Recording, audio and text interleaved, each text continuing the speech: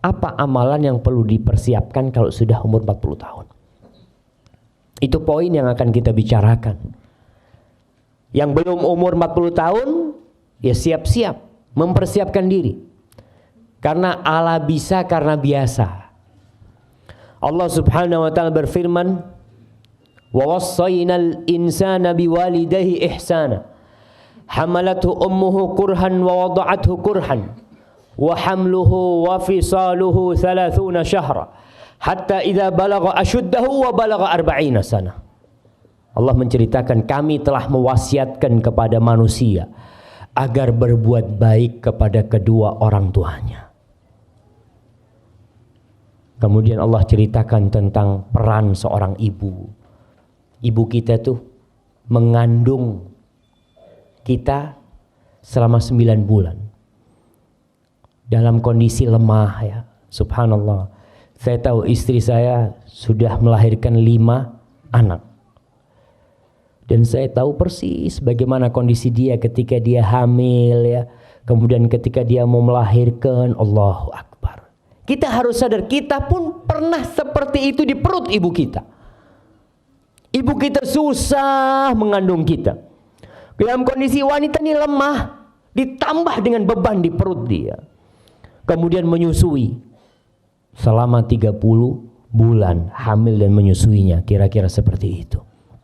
Kemudian ketika umur 40 tahun, biasanya orang ini sudah mapan hidupnya.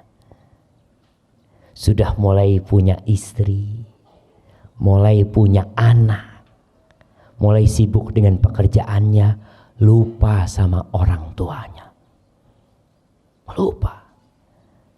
Sebagian orang mengatakan, Ustaz, anak ini udah punya istri, anak ini udah punya anak. Kata dia, nah, kau punya anak. Tapi kau harus tahu bahwasanya orang yang paling berhak kau hormati di muka bumi ini adalah orang tuamu. Apalagi ibu. Maka doa orang yang umur 40 tahun ini, Rabbi auzi'ni an ashkura ni'mataka allati an'amta alayya wa ala walidayya. Nikmat yang kau berikan kepadaku dan kepada kedua orang tuaku. Maka orang kalau sudah umur 40 tahun, dia buka lembaran dia. Sampai mana aku sudah berbakti kepada orang tuaku, kepada bapak ibuku. Pernah seorang sahabat datang kepada Rasul sallallahu alaihi wasallam. Dia mengatakan, ya Rasulullah, man haqqun nas bihusni sahabati. Siapakah manusia yang paling berhak mendapatkan penghormatan dari aku, kebaktianku?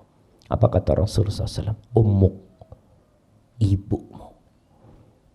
Lalu tanya lagi, thumma man, setelah ibu siapa? Rasulullah SAW. Thumma ummuk, kemudian ibumu lagi. Tanya lagi sahabat, thumma man, kemudian siapa wahai Rasul sallallahu alaihi wasallam? Thumma ummuk, kemudian ibumu.